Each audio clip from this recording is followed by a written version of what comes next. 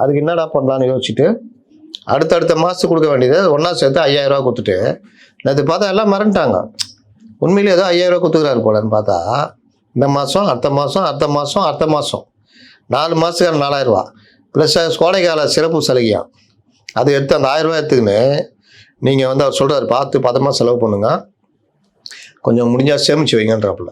எது 1000 ரூபாவில் இந்த 1000 ரூபா எடுத்துக்கின்னு ஒரு வேன் புக் பண்ணிக்கின்னு கோடை வாசல் செலவு. ஏன்னா வெயிலில் 5 வருஷமாக வெயிலே கிடையாது. மே மாதம் வெயிலே கிடையாது.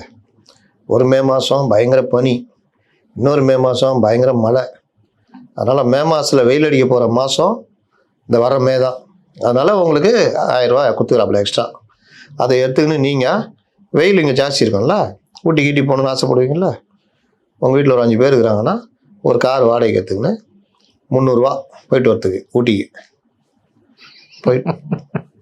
இதெல்லாம் நான் எப்போ அதான் இது back to the future 60s 1000 ரூபா வந்து 10 சவர நகை வாங்கலாம்.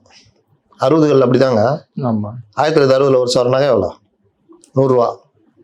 அப்போ 1000 ரூபா கொடுத்தா 10 சவர நகை. இன்னைக்கு எவ்வளோ?